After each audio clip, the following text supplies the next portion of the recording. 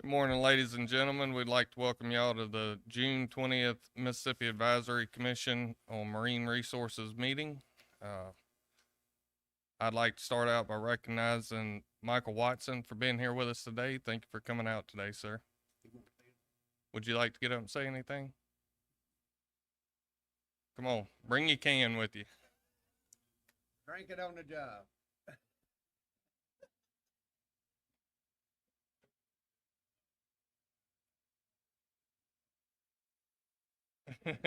This is water, so don't think I'm drinking on the job. I promise. It says Hydra 9.8 alkaline purified water. I did ask them for a brown bag. They didn't have one, so thank y'all for what you do. I did want to say thank you for letting me sit in here, and the professor Ray Carter in the back. We were just talking about the relationship we have with DMR, and so I want to say thank y'all for the kindness that you show us, the relationship that we have. General, just yesterday, actually this morning, Wade and I were talking, and there was a comment made how present you are and how active you are working for the state. And so I want to say thank you and commend you on the job that you do.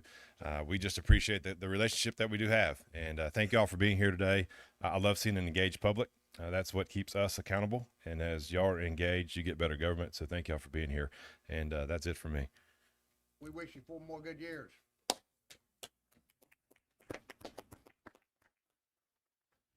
All right, Jonathan, would you like to lead us in the pledge today? Sure. To the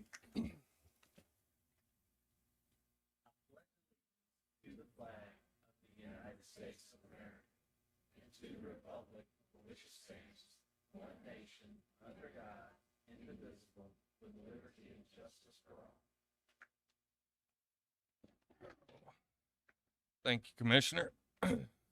Mr. Joe, would you like to lead us with a prayer this morning? Yeah, before we start today, we definitely want to think and have our hearts and concerns and all and hope and prayers for the people in Moss Point of the things that happened over there yesterday. And I know that a lot of people hurt, a lot of people, a lot of damage. And I hope each and every one of you find that in your heart to help them. All right. Lord, we just ask you to take this commission, Lord, and give them the wisdom that you would have them to have, and ask them to, and give them the wisdom to use that also, Lord. Let them use your wisdom and let them do it your way and not ours. We ask this in Jesus Christ's name. Amen. Amen.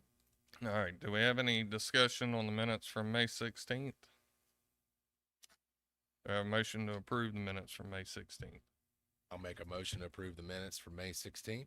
I'll second that. All in favor? Aye. Do we have any discussion on our agenda today? I'll make a motion to approve today's agenda as it's listed. Second. All in favor? Aye. All right, I'm gonna turn it over to you, Mr. Joe. All right, sir. Well, I appreciate it. And once again, if you have public comment in the back, Patrick's back there. If anybody needs to make anything, please let us know. Let's see.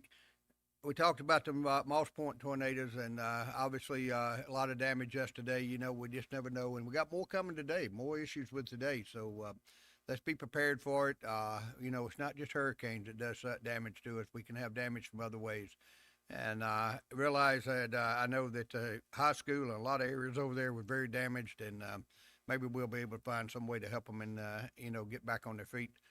And hopefully before football season for them, because there were some football players in there getting ready yesterday. So, but I heard a great statement last night.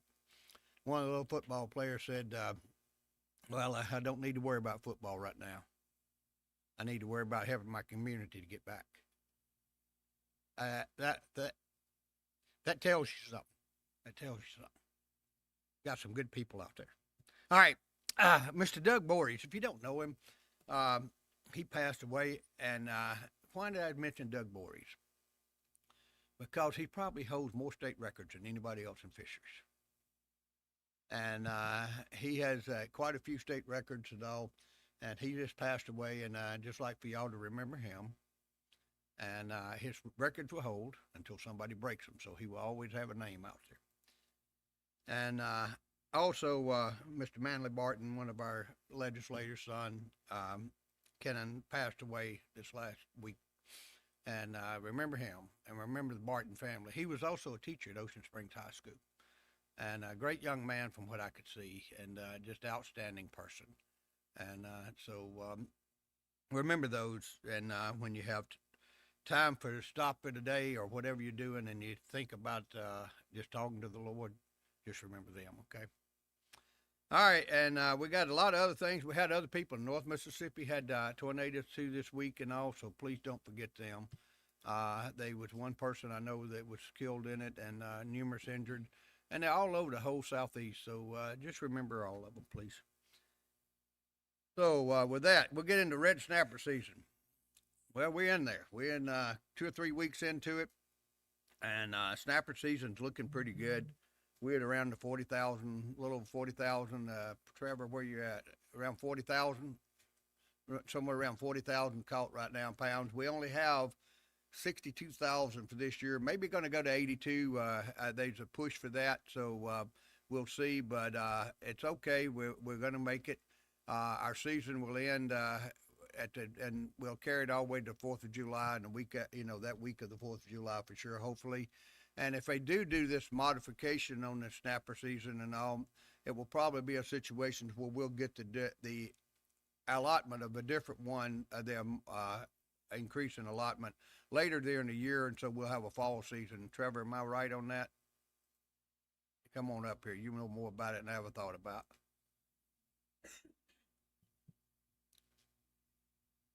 Yeah, so at the most recent council meeting, it all went out for final action for the increase up to that 82,000 number that was presented a while back. It's between 82 and 84. The timing of when that's going to go through right now is up in the air, right? Because it goes to NOAA, goes to the agency to be reviewed, then goes to the Secretary of Commerce to sign. But I think everyone's, listed their concerns about getting it done as fast as possible so we can have the opportunity to access those fish within the current year. So when that happens, there could be a situation where it includes Labor Day, and we'll just see how the rest of the season pays out through the rest of July 4th and the week. Okay. Anything, Trevor? Appreciate it, Trevor. Thank you all your work there. He's doing a great job. I got more accolades on him again the other day. I tell you what, they love him out there. We got to watch him. He can't leave me. All right. So anyway, snapper season will continue. We're looking at our hurricane boating season, and is in. We got hurricane season, and obviously, I was listening at Rotary the other day, and they're talking about there's a wave coming off of Africa. First time it's ever happened. No, it's not the first time it's ever happened. It's happened several times, and it's early during the year. Normally, it doesn't develop into a hurricane. This one has not developed yet, but it is close. So we will watch it and watch it very closely where it's going. Hopefully that if it does, it will get no more than a Category 1, which is will not be as devastating as it could be. But when the heat index is 110, 112, and the temperature is 100 degrees in June, water temperatures got to go up with it, okay? So understand that. And we're going to be in this, get prepared. We will be prepared at DMR, I can tell you that. We will be prepared for whatever comes to us. If it's if we get through another season, God, by the grace of God, then that's what we'll do. If we don't, we will move on and we'll catch up with where we need to go. But I ask y'all to watch yourself and prepare for your boats. What I'm talking about there, if you see these things coming in the Gulf of Mexico, move that boat somewhere to safety. Don't let it sit out there, because I'm going to tell you a little bit here in a minute about derelict vessels, but just to give you an idea. But get the boat out of there. Move the boat. Find a way. If you can't move it and you don't have a way to move it, let somebody know and we'll try to help you. We'll try to find a way to get someone around. I don't know what we can do legally as Department of Marine Resources moving a private boat, but we can do some things to get people to help you. And we know people who have the capabilities, and we can probably talk to some different people and see what we can do to help you. More importantly, I don't want a derelict vessel that I got to go pick up one day. So let's get the boat out of there. We will be closed on the 4th of July in honor of the celebration of our country. And so there's a free fishing day that day. So if you want to go catch fish in the Gulf of Mexico free that day, you can. You don't have to have a license, no matter what your age, okay? So that's one day that you can go out there and you can catch. But now, that doesn't change the limit, and it doesn't change the size. Okay, it's not a free limit and free size, so I want you to understand that. So you got to catch what's legal, but it is legal to go ahead and have that free fishing day. So we hope you all enjoy yourself and do it, and hope it'll be a beautiful day. Talking about derelict vessels, 108 derelict vessel cases have been reported to us since last July. And that's when we started this project that the legislature gave us the House and Senate gave us the money to do this with. All right, we have 70 vessels that we have removed out of the 108. 38 of them are pending removal. So that ought to tell you something. The number's there, isn't it? We have a pending removal for every one of them. So hopefully we will get them out of here. And the goal was to clean up the Gulf and clean up the bayous, clean up everything else. And we're going to continue doing this. And we'll be able to, and starting 1 July, we applied and was able to get a grant. And so now we're going to have federal money to help us do this. So this is even going to be better. You know, we're going to be able to marry the federal money with the state money that we have and be able to do this. So this will be fantastic, and we'll be able to move a lot more vessels if we have to. But let's hope that everybody will move them and we won't have to. And that would be the better deal for us. All right, let's see. I got, before I get into the employment contracts, Rebecca Hargrove started on June the 1st and in public health, a laboratory director, and we're glad to have her. We also have Matthew Burns, who is starting on June the 14th, and he's a ENR specialist 3 in marine fisheries. And Jillian Kraft is started on June the 19th, and it's a compliance inspector for marine fisheries. We promoted Cameron Keys to law enforcement 2, so he's a corporal now and doing a great job with us. We had to have it. We got a young lady. Is she here? Is Rita here by any chance? Yeah, Rita, come up front a minute.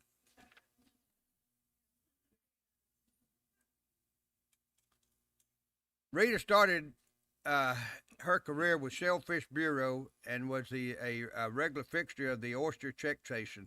Any of y'all ever went to Oyster Check Station over the last few years that we had them so many going, and provided assistance with Mississippi oystermen and some of the best years of the oyster harvest. And I can tell you that she was wonderful with it. And she was loved by the oyster fishermen. She knew each and every one of them by their name.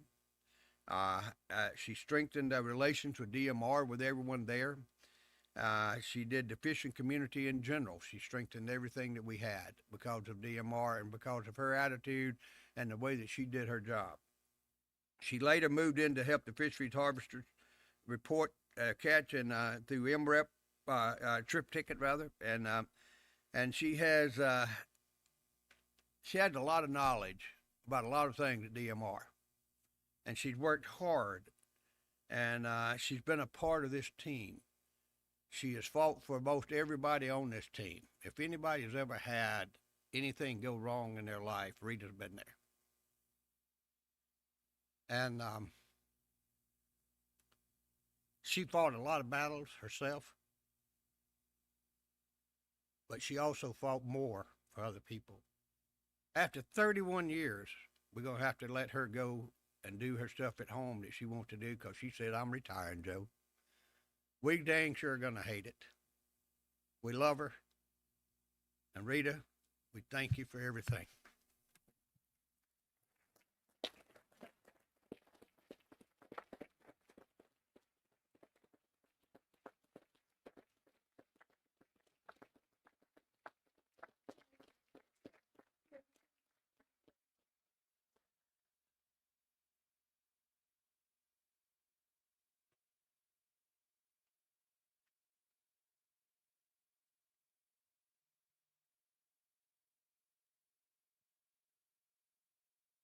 All right, let's see where we're at now.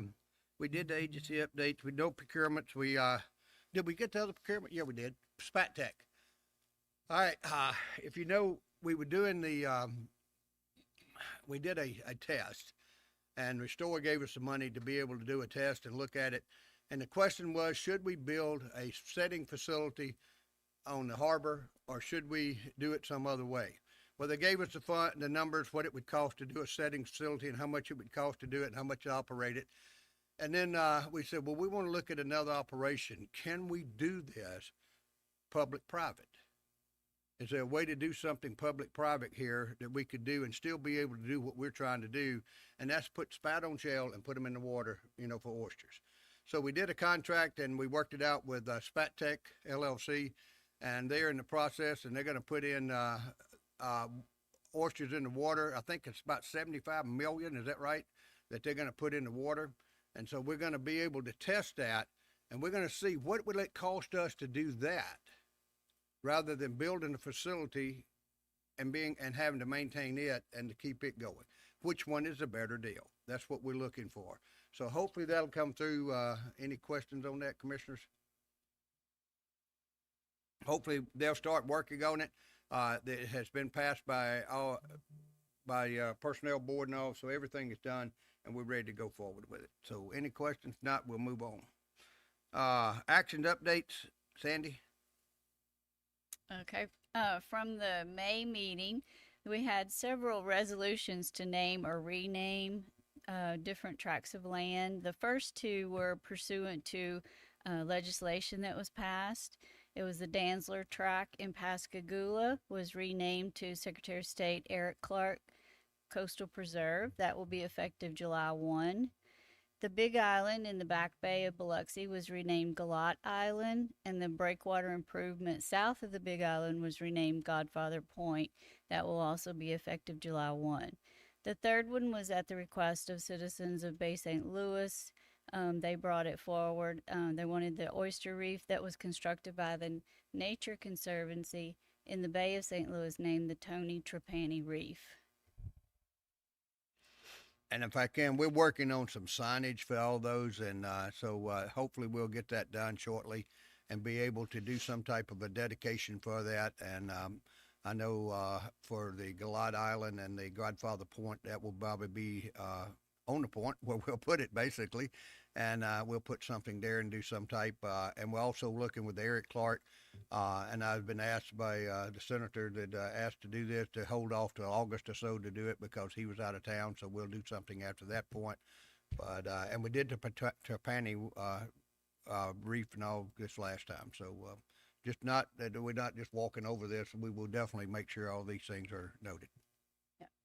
And then the Hancock County Port and Harbor Commission requested to establish a special management area designation for the Port Bienville Industrial Park and Stennis International Airport and Air Park.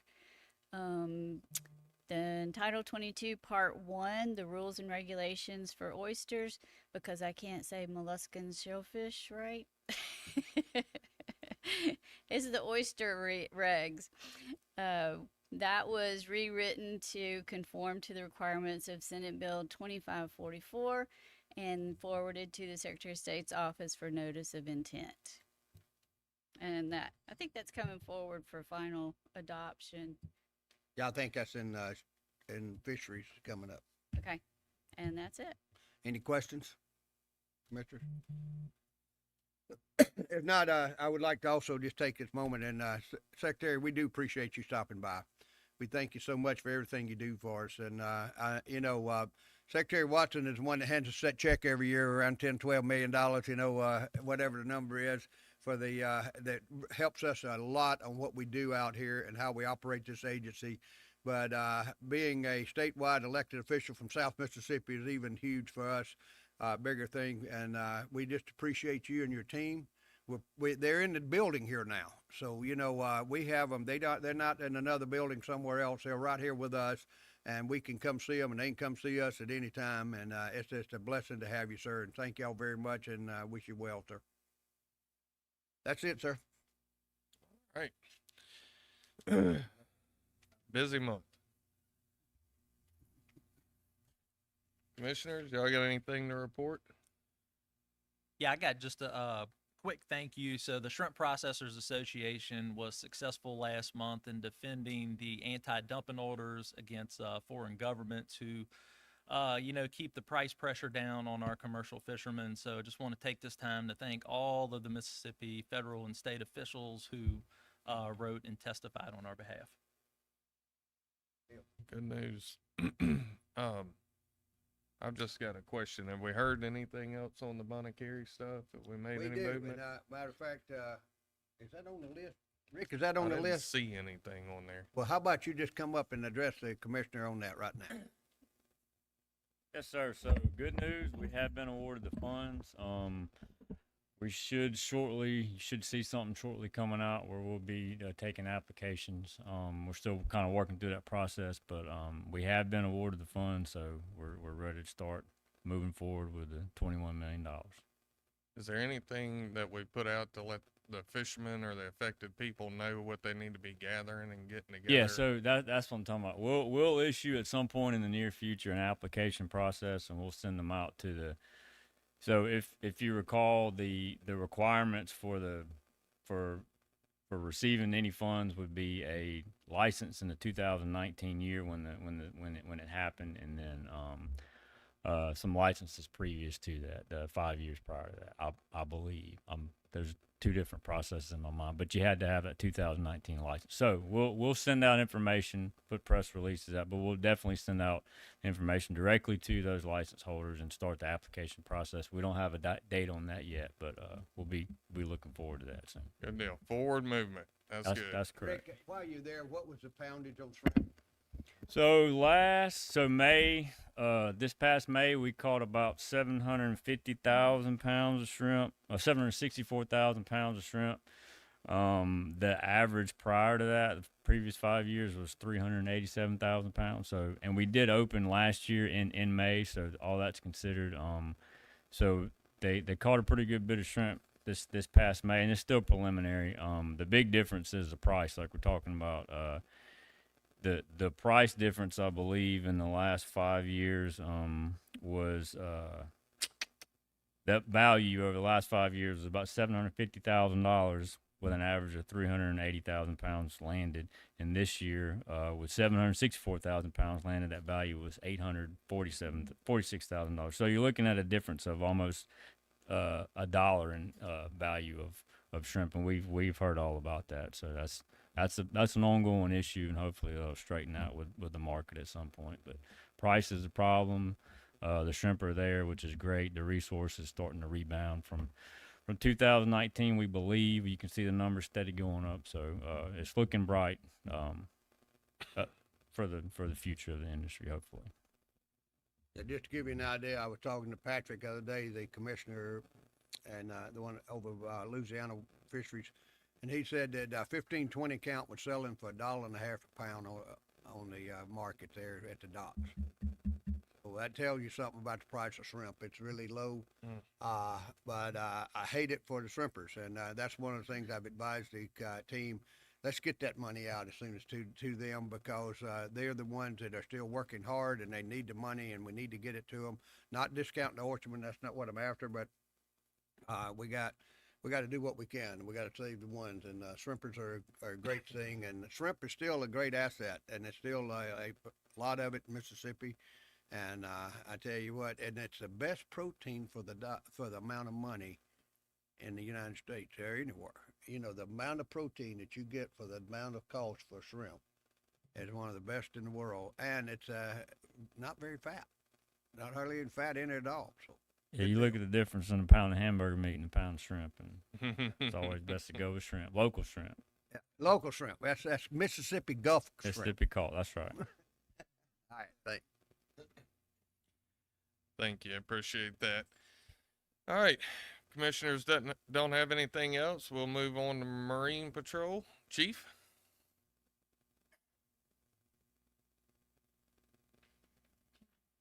Good morning.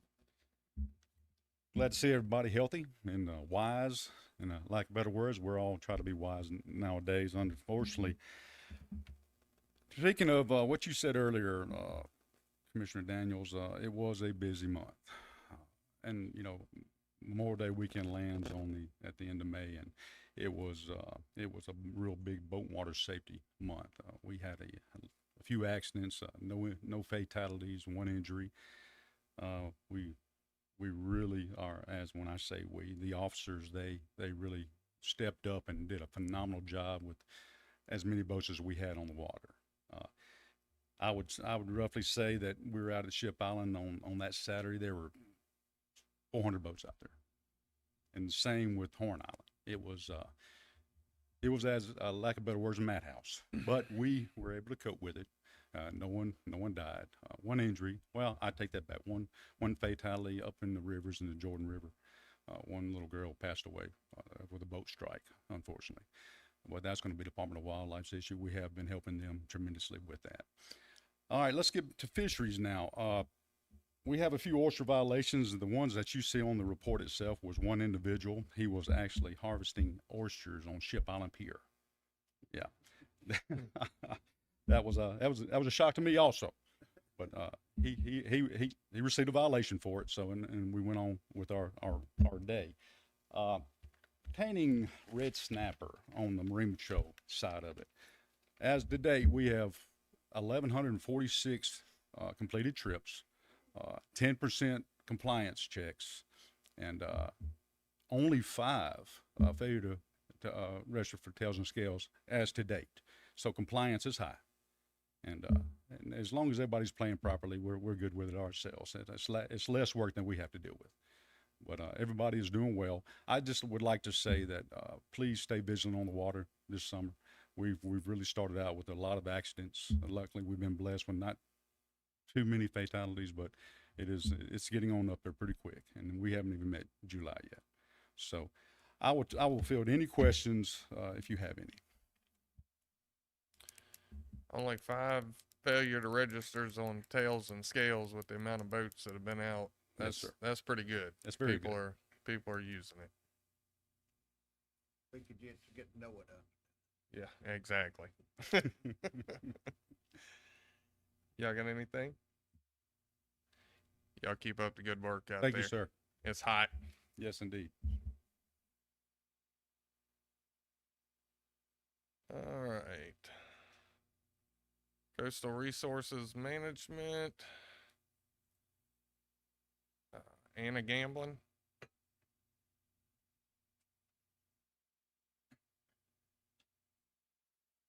Good morning. I am here on behalf of Wetlands Permitting for a violation at the Chambers residence at 110 Bayou Circle in Gulfport. This is the general use district and the agent is On the Water LLC. This is a big overview of where the property is on the coast. It is near Lorraine Road, which is Mississippi 605, and it's right on Bernard Bayou. And then this is an overview, or just an aerial of the Chambers residence on Bernard Bayou. Our project description: the agent and or contractor began construction of a bulkhead prior to the issuance of authorization on behalf of permitting. The project chronology begins in March 13th. We received the bulkhead application, and on April 20th, we were able to conduct a site visit where construction of the bulkhead had already begun, and it was waterward of the existing bulkhead, and we immediately spoke to the contractor over the phone to stop working. Later that day, the agent came to DMR to meet with us in office, and I sent an email covering what had been discussed during this meeting and informed, informed the agent a written statement that would that work would stop would be required. And on May 5th, I sent an update requesting the same thing. On May 17th, DMR was alerted that construction of the bulkhead had begun again, and a site visit was performed the same day and revealed that construction had continued. On 19th, a notice of violation was sent to the property owner and agent. May 22nd, the agent submitted a letter stating that construction would stop.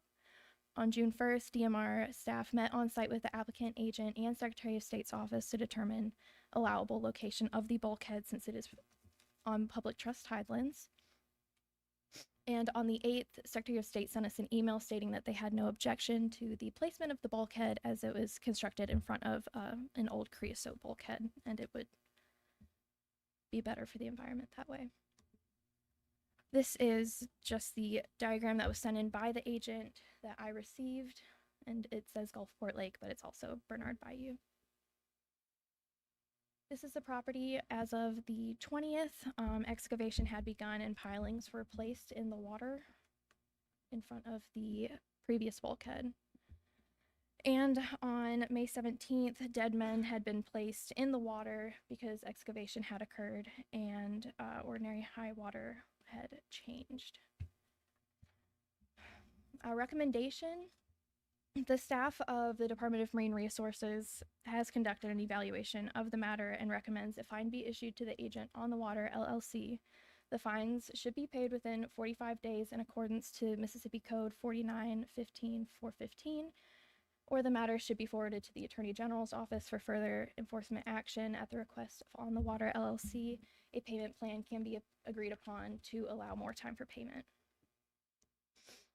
The potential penalty range begins April 20th and ends on the 22nd when written confirmation was received.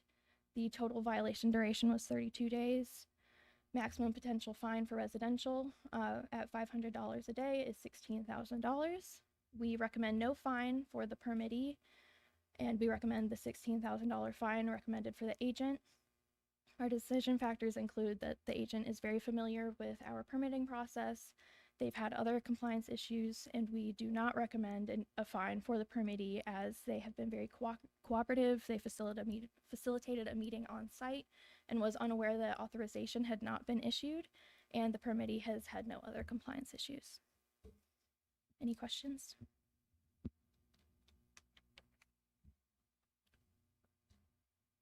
Were y'all wanting to get up and say anything about this? Come on up, sir.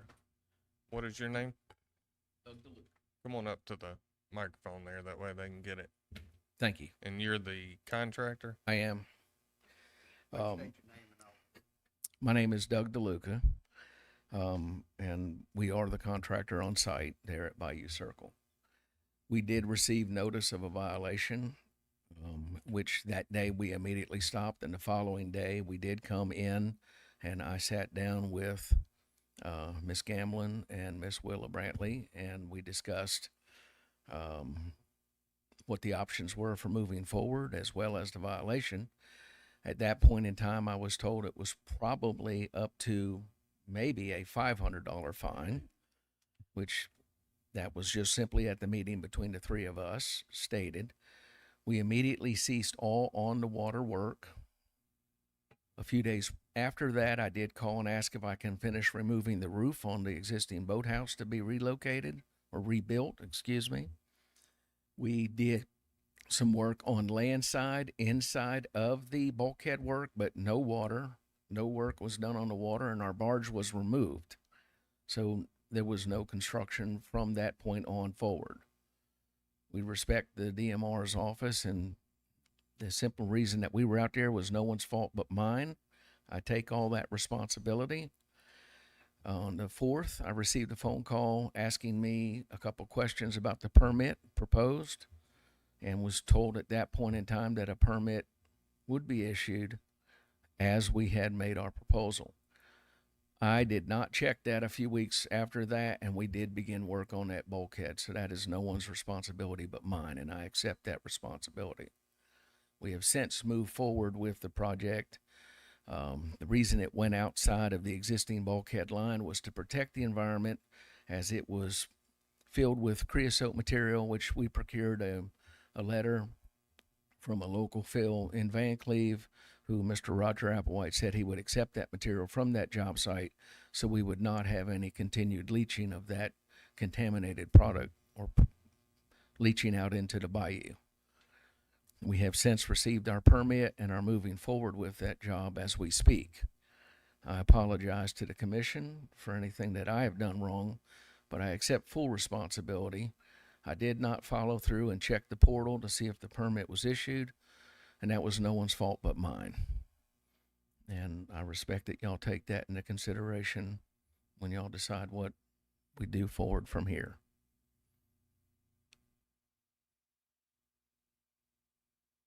So,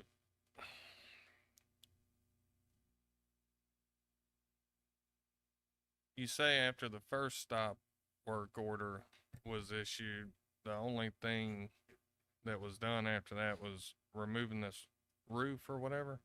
We had removed creosote material. We didn't do any of the work as far as touching the creosote until we finished with the Secretary of State's office. And once we met with Mr. Carter and his staff, we were able to, then we were issued at his request, or at least his permission to move forward. The DMR then issued a permit, and we have removed the creosote, the contaminated material, from the waterway.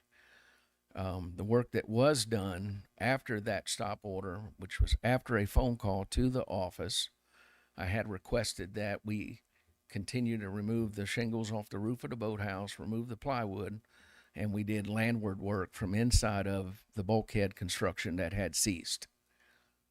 I was under the understanding that we had that permission to continue there until a permit was released, which we did. And we now have a permit and are moving forward with that project, sir. So all the creosote is pulled out now, or it's going to be All of it with pulled the out? exception of the boathouse. We are going to remove those 6 pilings tomorrow, and the boathouse still has approximately 74 feet of the contaminated creosote behind in the existing boathouse, which we need to get access by removing the roof and taking out the pilings supported the boathouse, which are in themselves creosote as well. So the portion of work that was started before the permit was final issued was you had a lag there for several weeks, it sounds like, and you just thought maybe you had submitted everything, but you hadn't received anything on paper, an actual permit at the time. No, sir, that is correct. We did not. So on this April 20th date that you had the discussions with the DMR, like, were you under the impression that you were supposed to stop all work? Like, I guess I know you're saying you remove shingles and things like that, but what was the point of the discussion here? The meeting on April 20th, we did discuss that the work was to cease, and that was per the 3 of us upstairs in this building, which we did. And that following Friday, I had called and asked, well, what about the landward work, which is removing the shingles? And I was verbally told that I can move forward with the landward work. I could not touch anything that had to do with the bulkhead or on the water. Who'd you speak to in that conversation? I believe that phone call went to Miss Gamblin. If I can, real quick, Will, or any of the issue of moving anything inland, is that any type of issue? Is the reason we are looking at this fine? Because I'd like to know why, if you don't mind. She's behind you. If you don't let her talk for a second. Yes. But I guess the question I'm asking, did when they stopped to work on the water, but anything like on a pump house, a boathouse or anything like that, that's not disrupting the water at all, is there any legal reason they couldn't do that? Removing the roof would have been fine. Not touching the water, he could have continued with that work, and Anna did tell him that. But it appeared when we visited the site again in May that they had continued digging back for placing dead men, which is landward of the bulkhead, but they have to be dug back, and there was water touching those dead men. So to our eyes, there was more work that had been done disturbing the shoreline. All right. Hey, can y'all put up that picture? It's the one slide number 17, 9. 8 or 9. Yeah. That's where I was kind of going with my question, is whenever these dead All men right. were Look driven. at 9. Go to the next one. All right. Is that work there? Okay. This The bulkhead is close what's up. there, the old bulkhead, right? That's the old, what's in the water right there that's touching now. That's the old bulkhead that you old see in the one. picture to the left and everything else, right? Right, and this And digging anything back. behind that old bulkhead, is that considered water? Yes, because at the time, once they had done the excavation, it makes the water touch that. So they're touching water that also circulates out into here. So that is considered still doing work after the cease and desist had been given. And I understand that. And I guess the question too, and sir, I understand you met with the Secretary State's office, and they said they had no problem with you removing the creosote and stuff, which I think is great that we moved that. And, but the question I've got there is, they were talking about they had no problem with you building the bulkhead where you wanted. I think, is that correct, Willa? That Secretary of State was okay with that? That's correct. The initial response that we typically get from the Secretary of State's office when the old bulkhead touches public trust tidelands is that the new bulkhead should be replaced in the same footprint as the existing and not go out further. There are cases where the property owner or their agent can ask for permission to go out waterward because of environmental issues, stability issues. We had not approached the Secretary of State, or the applicant and the agent had not approached the Secretary of State's office at that point. So that's why we had to bring them in after and have the meeting. And it was finally resolved that they could go waterward of the old bulkhead. So we went ahead and issued the permit, for where the construction was currently taking place. Okay, and I guess what I'm trying to ask so the commissioners can understand, all right, whenever I'm looking at this picture on the left here, and you see the old bulkhead, which obviously had creosote and everything else in it, and then you're looking at that, and then anything back behind there, that is also part of the old bulkhead, or part of the old area that was there. And so whenever they did that, you're saying that the issue was that they shouldn't have dug anything behind the bulkhead till after they got the permit. Is that what you're saying? Right. Okay. And if what they were digging was and they- touching the water. and since Secretary of State's here, it's very great. But the issue that I'm thinking too is that the contractor talking to the Secretary of State and thinking that, hey, he said it's okay. We're going to let you, we're going to ask DMR to go forward.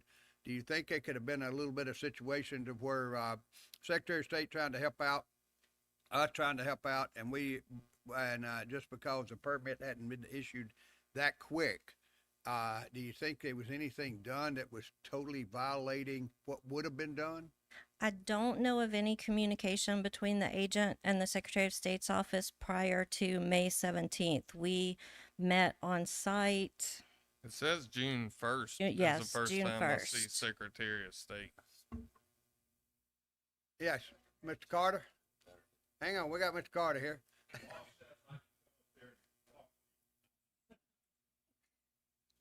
And if Mr. DeLuca, if they had any conversations that I'm not privy to, he may have some information.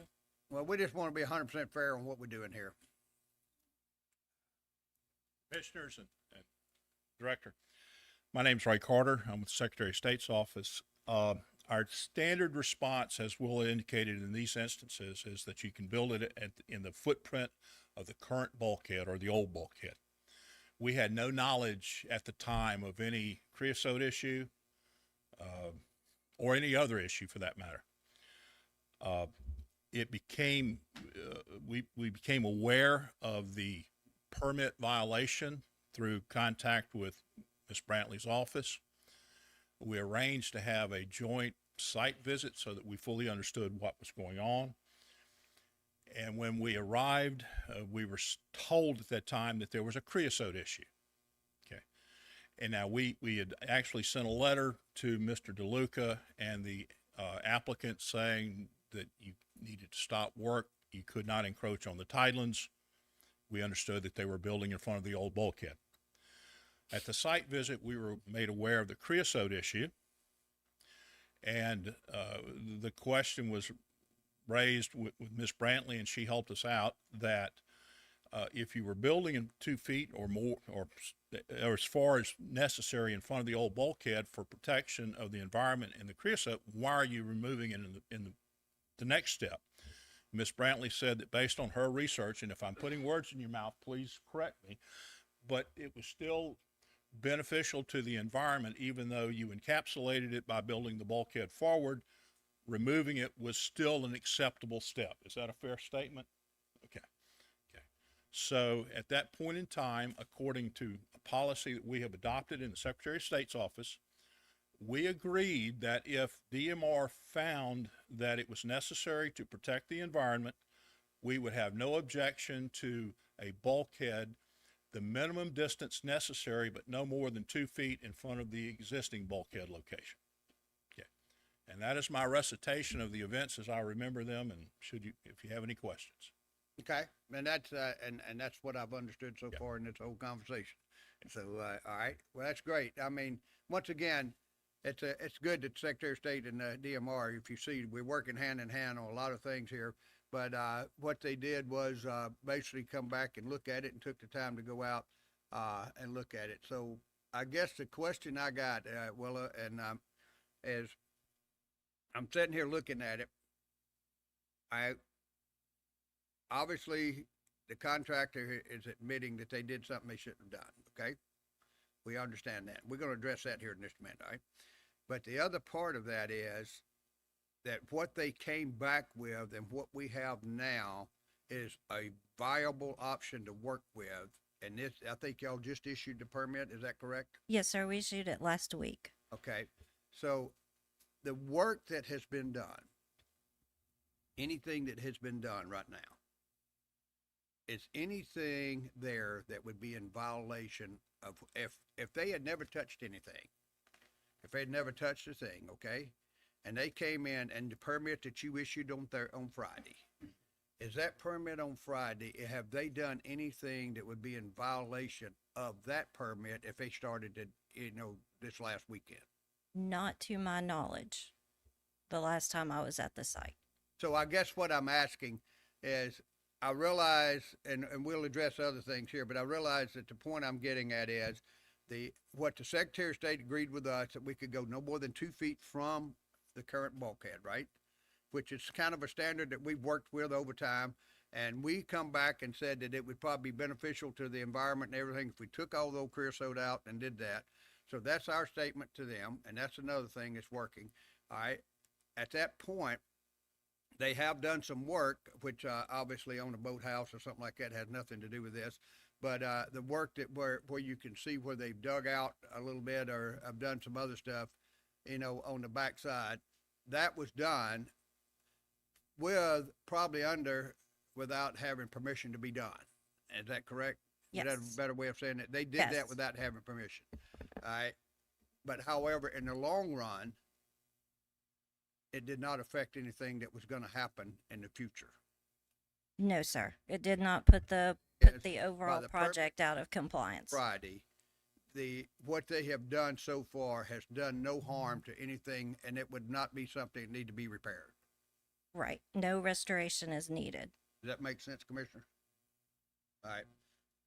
That's the other issue. Now, the only thing that I want to bring up on this to the commissioners too is that the company that's doing this business has been in business for quite a while. They're not a new company, but they have and they have had some violations in the past. All right.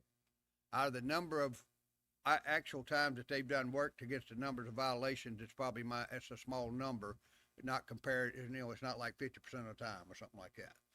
All right. But with a contractor that understands business, that's another issue.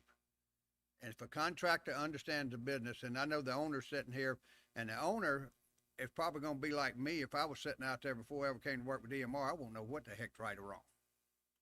All I'm going to know is what the contractor tells me and what the permit says and what DMR and what everybody else says we can do. So I think what I'm looking at here is there something about the contractor themselves, about how many violations they've had and why they did this? Is that the reason for the fine? Yes, sir.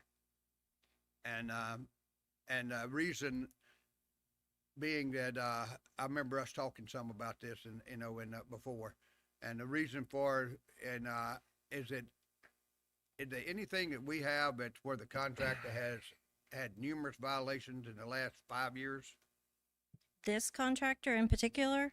Well, I guess so. I guess that's who we're talking about, right? I didn't know if you meant like a practice of recommending fines for other people. We have had a few compliance issues. We do have another that is currently under investigation that may be presented, that probably will be presented next month, with the same contractor. Okay, So- what's the name of the company? It's On the Water. Okay, that's the name of the company. That's the doing this name of work, the right? company. And on the water, what have we had as far as violations with on the water? For On the Water, we've had one violation that was presented at commission. We had one with the previous owner. It was not presented to commission. Restoration was done. And then currently, under Doug DeLuca's name, we have 4 violations. There's a little bit of Doug DeLuca was working as an agent prior to joining On the Water. So there's a little bit of Doug DeLuca had some violations just as him serving as the agent. We had a few with On the Water before he joined them. And then now this one he's part of On the Water now. Okay, when you say Doug DeLuca, that's you, sir, right? Is that right? Okay, he had a company himself Yes, sir. before joining with this company, Yes, sir. and that company did on the water quite a bit of work on the water. Or was it a Not water? as On the Water, the company, but yes, On the Water. Yeah, no, as far as yeah, I understand. construction. Yeah, that's confusing. I Just guess wanted to what be I'm clear. saying is, when Mr. DeLuca, when his company, is that company still in existence? It is not. Okay, when he had that company before, was his primary job working doing bulkheads and things of that nature that we're talking about now? He served as the agent. I know that he did one violation in Ocean Springs many years ago. I know he did some restoration work when some vegetation was destroyed, but he was agent with another person. There were 2 agents, so I really don't know which one did the actual construction, to be honest. All right, just as if, and I'm gonna make a statement here, DMR is not punished because of what Joe Spraggins may have ever done before he became a member of DMR, right? And so we're not, I guess the situation here is we need to look at the company and now. The company's name is On the Water, is that it? Yes, sir. Okay, and that's just what I'm asking y'all commissioners to look at. This is the company, and, whether Mr. DeLuca did right or wrong in the past, obviously he's in with a company that has been in business for more than a year or 2, right? Yes. And has that company had a pretty good record in general? What we have in the past 10 years was that they submitted, just the company submitted 34 applications, and there were 2 compliance issues, one of which was presented at the commission. Okay, so really one big compliance issue in 34 applications. And Not it was that- the same thing. It was a bulkhead being constructed and began work before the permit was issued. So let me see if let's just talk about the one that we have here. So we submitted an application which tells me that we knew we needed a permit, correct? But we started work without the permit. And we were told to stop work. So now we're waiting on the permit again, but then we dig and drive dead men, and then we get told to stop again. Is that correct? Actually, no, I wasn't told to stop a second time.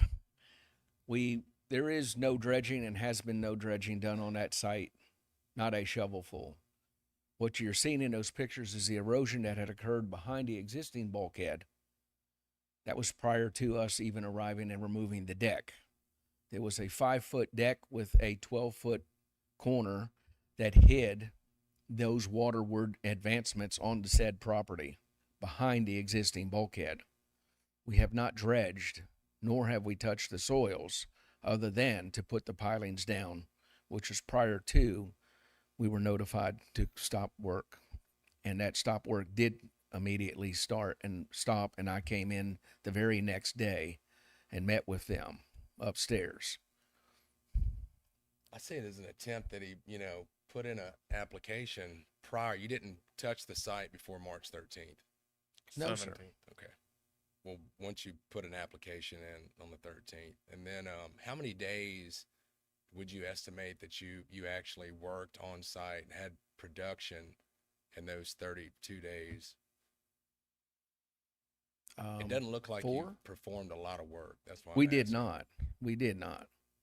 Once we were told to stop, we simply removed the shingles on the roof, took some decking down. We cut the rest of the new material to go down as a new decking, but it was not applied until we received our permit. I would, I know it's hard to quantify for us. We're going off what we're hearing, but for me, it would be more of a fine based off of the amount of days that he was working without a permit. Because right now they're hitting them for 32 days. And I feel like, the amount of days that you were on site without a permit would be more of in my opinion, more of a realistic fine. Being a contractor, you understand, I'm sure. Too. And there's pressure to get out there and get started, and I understand that. And you want Yes, to sir. mobilize, but still you worked obviously without a permit. So, We did, and I acknowledge that. And like I said, I was under the impression I did not go and check the portal to see if it was issued. I should have, and that was what was my fault. That was a couple of weeks after I had received the call that was stating that, we were going to be getting issued as proposed, which typically that doesn't take that long to get it issued, but I did not check the portal.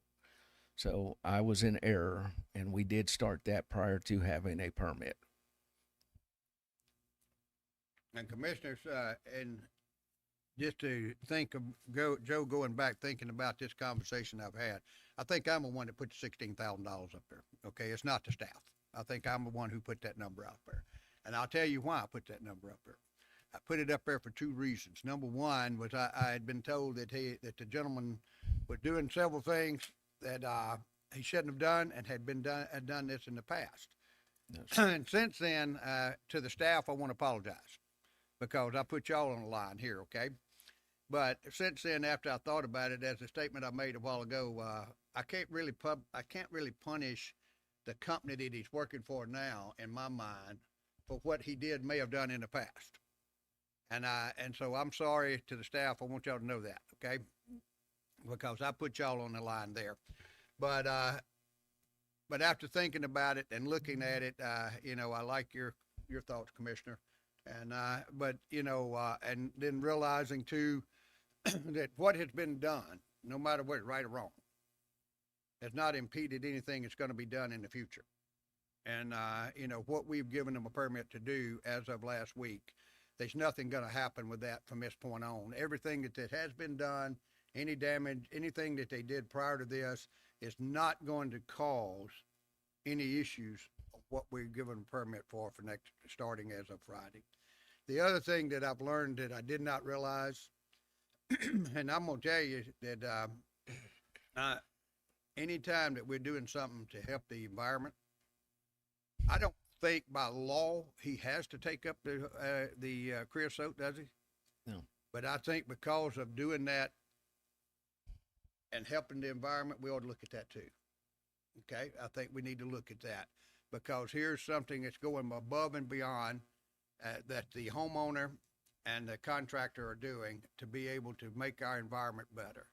So I think we need to look at that also. So I would ask that whenever, obviously, y'all decide what you think ought to be the fine on this or anything on it, but I'd ask you to look at those 2 or 3 things into it. And number one, let's look at the company that is today and not what was prior. And also that they are going over and above to help us do some things that we shouldn't, that they don't have to.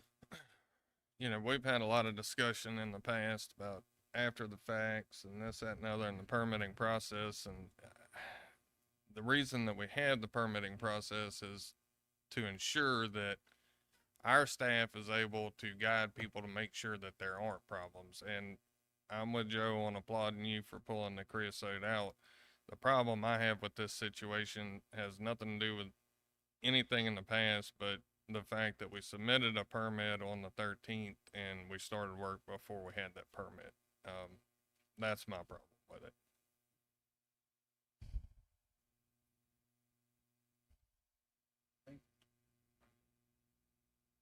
So guess it's up to Sandy. They would need to make a recommendation. Yes, they need to make a motion making a recommendation. And first off, I guess we want to see if they have any other questions. Yes, sir. You said you think you had 4 or 5 days working on site Yes, sir. before the permit was issued. Yes, sir. It's hard to really tell. I mean, like I said, we can't quantify it. We're going off what Mr. Lucas says, but I feel like I wouldn't see more than 5 or 6 days of work out there personally. And I'd like to make a motion if you guys are here. We're gonna. I'd like to say give him 5 days of working without a permit, so the fine would be $2,500. Would be the motion I'd like to make. It's not. It doesn't sound anything near 16,000, but for a small project like this, that'll cut into it pretty good. And I think he'll learn to be respectful of waiting on that permit on the next time around. Absolutely. I'll second that. That's kind of right in line with what I was thinking. Yeah, I'm in favor with y'all on that. I think it gets kind of gray once we get past the permitting process, so I'm fine with that as well. Could I ask y'all a question? Since they're doing extra work and taking stuff out of it, it's a possibility of taking 1,000 off of that because of it. What's your landfill going to be, Mr. DeLuca, for the Creosote? It's based upon the cubic yards of contaminant that I bring to Mr. Roger Applewhite. What you think you're estimating? I'm going to say that we're probably looking around $3,500 to $4,500, which when I'm finished, I can submit that receipt, which our company has absorbed that cost. We have not pushed that on to the client. I'm fine with that. I'll make an adjustment to the motion, and I'd like to make a motion for a 3 days worth of fines for $1,500 for Mr. DeLuca. Second. All in favor? Okay. Aye. Aye. As far as the recommendation screen, if you could look at that, they also wanted the conditions that it be paid within 45 days. And if it wasn't paid, that it would be forwarded to the Attorney General's office for enforcement. Are we gonna? Mr. impose- DeLuca, do you have a problem paying that in that amount of time? I'm sorry? Do you have a problem paying the $1,500 in where's the 45 days. 45 days? I should be finished with my project, and I do not, sir. Okay. Okay, so we'll add that condition to your motion. Sounds good. Okay. You want me to? Yeah. We'd like to add. I want to add the condition of the 45 days payment method to the for Mr. DeLuca on for the $1,500. We need to do anything about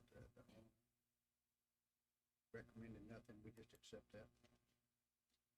Go ahead and state it if you're good with that. And along with, in addition, with the same motion, we'd like to, no fine be issued to Mr. Chambers as the owner. Okay, if we could get another second on all of that. I'll second that. Okay, thank you, Jonathan. All in favor? Aye. Aye. Thank you, sir. Thank All right, you. Mr. Duca, I think that you got a break here. Yes, So I sir. want you to understand this, and I want you to know that we do this as a reason. And please, in the future, when y'all are working on the water and doing anything, follow the rules for us, okay? We'd appreciate it very much, and we thank y'all for. But I do thank you for taking the owner and all for taking the extra effort to move the stuff out of the water. That because anytime we do that, we're helping the environment. And I appreciate it. Thank you, Commissioner. I greatly appreciate this. I appreciate it. All right. Finance and Administration, Ms. Brewer, or who we got today? Good morning. My name is Joanna Miller, and I'm filling in for Leslie today. I'm presenting the agency financials as of the end of May 31st, 2023. Sorry. At the end of May, the state revenue was 5.7 million. Agency revenue was 65.8 million. State net income was negative 1.4 million. And that's the appropriations that we're going to receive around October. Agency net income was 32.9 million. After 11 months of fiscal year end 2023, operating funds have 80.1% of budget remaining. Tidelands Trust Fund has 34.7% of budget remaining. Any questions? No, ma'am. Thank you. Ms. Charmaine?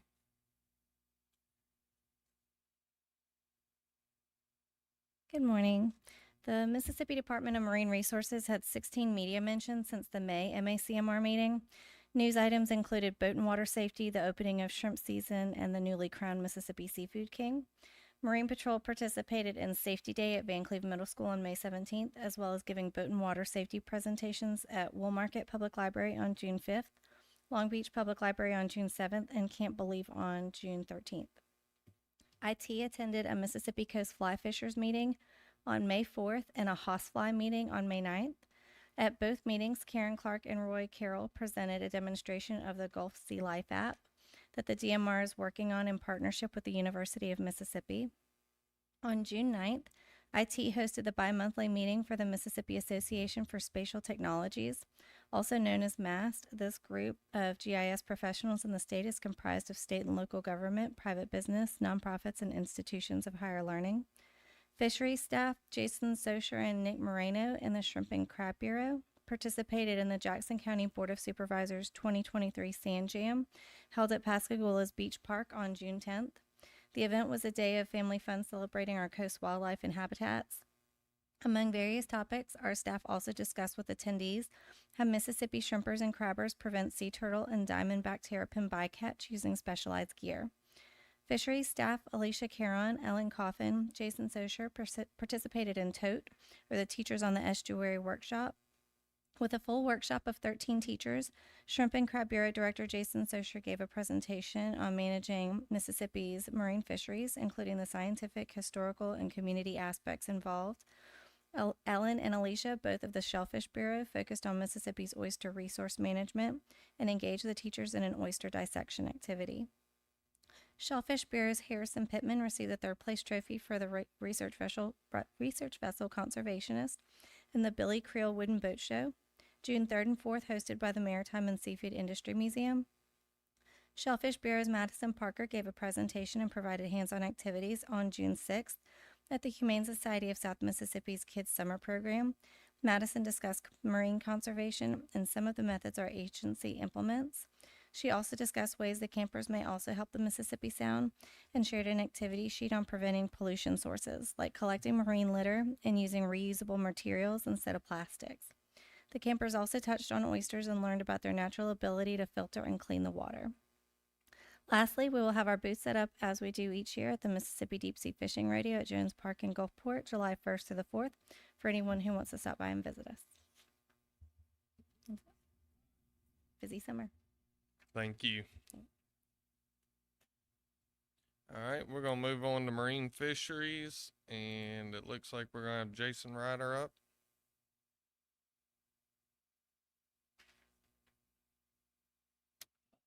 Good morning, everyone. I wanted to follow up with last month's presentation regarding the amendments to conform with the requirements of Senate Bill 2544, and today we're going to discuss the final adoptions. So as y'all know, the May 16th meeting, the Advisory Commission recommended to the Executive Director that the changes to Title 22, Part 1 be sent to the Secretary of State for the notice of intent. The main changes that we requested to be made were updating language in Chapter 10 pertaining to Senate Bill 2544. We added some definitions. This is all related to the Senate bill. Removed the Tongue line from regulations, identified the state-owned reefs, updated harvest requirements for on-bottom private leases, updated tagging requirements for on-bottom private leases, and then updated the following items to comply with Senate Bill 2544. The application process, the review process, the conditions, the cultivation and propagation requirements, the reporting to the DMR, and then the termination and waivers. I will not go through this. This is the same information as last month, but we wanted to review them all to make sure no one has any questions regarding them. Here's the definitions we added. The Tongue line was removed. We identified the state-owned reefs.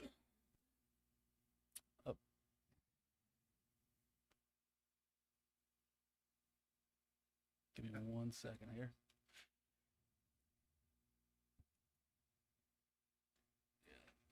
Here it goes. There it goes. There you go. All right. Stay down reefs we identified. We have the harvesting requirements for private leases. Again, tagging requirements, lease application process that the DMR has instituted or proposing to institute, the review process, conditions, additional conditions, the cultivation and propagation requirements, reporting, termination and waivers. And then we removed this chapter, which was in regards to subdivisions, that was outdated language. Relaying, adjusted that. So to summarize, on 16th, we requested a notice of intent. The executive director approved the recommendations, and we did file that with the Secretary of State on May 18th. Publication, we did run the publication in the Sun Herald on May 21st. It met the requirements. And then we also posted it to the DMR website on May 19th. Those have been posted, and we have to date received no public comments.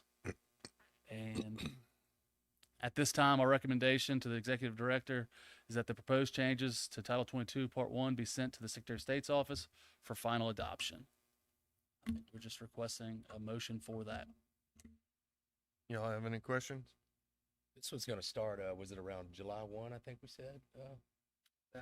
The program, the On the Bottom program? Yeah, it would be 30 days from this point. Okay. If y'all approve this, we will go 30 days from this point, and at 30 days later is whenever then it can be we can start taking any type of procedures to move forward. And at that part, we'll go out to an RFP and whatever we need to do. Rick, you're looking at me funny. And that's just your natural look, you know. He's an Alabama guy, so you gotta give him a hard time. But anyway, the point I'm getting at is, my understanding, Sandy, is that correct? If they approve this today, then we will go to the Secretary of State, and then 30 days from that point is whenever we can start moving forward with the program. Is that correct? Yeah, so once the date that it's officially filed with the Secretary of State's office, you start counting the next day. 30 days after that day is when we can start taking action. Somewhere in the neighborhood of 1920, around the 20th of July is when it would go in effect. Yeah. Does that answer your question, sir? Yes, sir. Thank you. And at that point, we would go out to an RFP to be able, that we would do to, to be able to see who wants to lease it and what they want to do and how they want to do it. Okay. You got anything? All right. Do we have a motion to recommend the director send the proposed changes to the Secretary of State for final adoption? I'll second that. All in favor? Aye. Aye. Sir, if I could, I'd like to thank the staff, Jason, and all of y'all for working hard on this. This is something that came into effect in starting of this year. They couldn't really do anything until April, and that was whenever the legislation was passed to tell us what we could do. They worked hard after that point trying to get things together, and I think that we got it in minimum time, and thank y'all very much. Thank y'all. Well, school let out for summer, and it doesn't take long for Rody Arms to get back into business. He is back. All right, so we got a handful of youth records today. All right, so we got three. First one's a youth conventional tackle record. It is Mr. Rody Arms. It's a cow-nose ray, Rhinoptera bonassus. It's a new record of 30 pounds, 5.6 ounces. There's a picture of the ray. There's a picture of Rody with the ray. Now, he also decided to get the Atlantic needlefish record as well. Strongula rhina. It's a new record of 7.06 ounces. There is a picture of the fish. There is Mr. Rody with that fish.